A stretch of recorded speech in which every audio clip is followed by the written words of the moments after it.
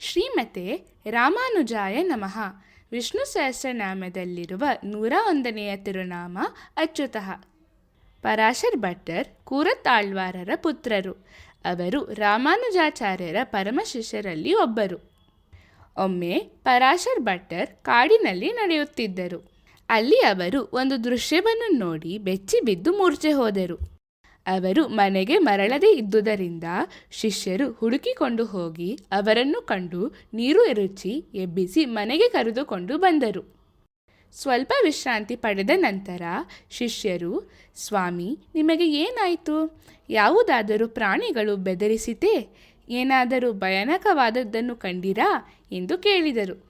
ಅದಕ್ಕೆ ಪರಾಶರ್ ಭಟ್ಟರ್, ನನ್ನ ಜೊತೆ ಭಗವಂತನಿರುವಾಗ ನನಗೆ ಏಕೆ ಭಯ? ನಾನು ಭಯದಿಂದಲ್ಲ, ಒಂದು ದಯನೀಯ ದೃಶ್ಯವನ್ನು ನೋಡಿ ಮೂರ್ಛೆ ಹೋದೆ ಎಂದು ಉತ್ತರಿಸಿದರು. ಶಿಷ್ಯರು ಕುತೂಹಲದಿಂದ, ನೀವು ಏನು ನೋಡಿದಿರಿ ಎಂದು ಕೇಳಿದರು. ಪರಾಶರ್ ಭಟ್ಟರ್, ಒಬ್ಬ ಬೇಟೆಗಾರನು ಒಂದು ಮೊಲದ ಮರಿಯನ್ನು ಹಿಡಿದುಕೊಂಡು ಹೋಗುತ್ತಿದ್ದನು. ತಾಯಿ ಮೊಲ ಅವನ ಹಿಂದೆ ಓಡುತ್ತಾ ತನ್ನ ಮಗುವನ್ನು ಬಿಡಲು ಬೇಡಿಕೊಳ್ಳುತ್ತಿತ್ತು. ಮಾತನಾಡಲು ಸಾಧ್ಯವಾಗದಿದ್ದರೂ ಅದು ತನ್ನ ನೋವನ್ನು ತೋರಿಸುತ್ತಿತ್ತು.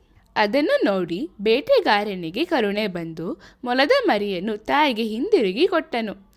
ತಾಯಿ ಮೊಲ ಅದನ್ನು ತೆಗೆದುಕೊಂಡು ಸಂತೋಷದಿಂದ ಹೋಯಿತು.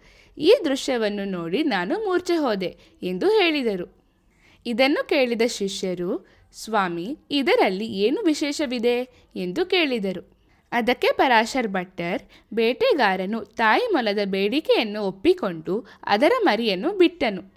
ಆ ತಾಯಿ ಮೊಲಕ್ಕೆ ಬೇಟೆಗಾರನನ್ನು ಬೇಡಿಕೊಳ್ಳಲು ಯಾರಾದರೂ ಕಲಿಸಿದ್ದರಾ? ಇಲ್ಲ. ಹಾಗೂ ಬೇಟೆಗಾರನಿಗೆ ಬೇಡಿಕೊಂಡವರ ಮೇಲೆ ಕರುಣೆ ತೋರಿಸಲು ಯಾರಾದರೂ ಕಲಿಸಿದ್ದರಾ? ಇಲ್ಲ. ಆದರೂ ತಾಯಿ ಮೊಲ ಮನಸಾರೆ ಮಾಡಿದ ಬೇಡಿಕೆ ಫಲಿಸಿತು. ಒಬ್ಬ ಸಾಮಾನ್ಯ ಬೇಟೆಗಾರನಲ್ಲೇ ಇಷ್ಟು ಕರುಣೆ ಇದ್ದರೆ ಭಗವಂತನಾದ ರಂಗನಾಥರ ಕರುಣೆ ಎಷ್ಟಿರಬಹುದು? ನಾನು ಆ ತಾಯಿ ಮೊಲದಂತೆ ನನ್ನನ್ನು ಭಾವಿಸಿ ಭಗವಂತನನ್ನು ಬೇಟೆಗಾರನಂತೆ ಕಲ್ಪಿಸಿಕೊಂಡಾಗ ನಾನು ತುಂಬ ಭಾವುಕನಾದೆ ಎಂದು ವಿವರಿಸಿದರು. ಈ ಘಟನೆಯ ಮೂಲಕ ಪರಾಶರ್ ಭಟ್ಟರ್ ನಮಗೆ ಒಂದು ಮಹತ್ವವಾದ ವಿಷಯವನ್ನು ತಿಳಿಸುತ್ತಾರೆ. ಅವರ ವಿವರಣೆ ನಮ್ಮಂತಹ ಸಾಮಾನ್ಯ ಜನರು ಮತ್ತು ಮಹಾನುಭಾವರ ದೃಷ್ಟಿಕೋನದ ವ್ಯತ್ಯಾಸವನ್ನು ತೋರಿಸುತ್ತದೆ. ಮಹಾನುಭಾವರಿಗೆ ಲೋಕದ ಸಾಮಾನ್ಯ ಘಟನೆಗಳಲ್ಲಿಯೇ ಭಗವಂತನ ಸ್ಮರಣೆ ಕಾಣಿಸುತ್ತದೆ.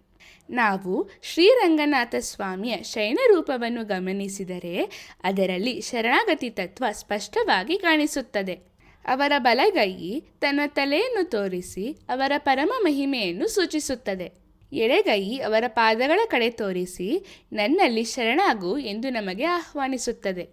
ಚ್ಯುತ ಎಂದರೆ ದೂರವಾಗುವುದು, ಅಚ್ಯುತಃ ಎಂದರೆ ತನ್ನ ಶರಣಾಗತ ಭಕ್ತರಿಂದ ಎಂದಿಗೂ ದೂರವಾಗದವನು ಎಂದು ಅರ್ಥ. ನಾವು ಪ್ರತಿದಿನ ಅಚ್ಯುತಾಯ ನಮಃ ಎಂದು ಜಪಿಸಿದರೆ ಭಗವಂತನು ನಮ್ಮನ್ನು ಎಂದಿಗೂ ಬಿಟ್ಟು ಹೋಗದೆ ಸದಾ ಕಾಪಾಡುತ್ತಾನೆ. ಶ್ರೀಮತೆ ರಾಮಾನುಜಾಯ ನಮಃ.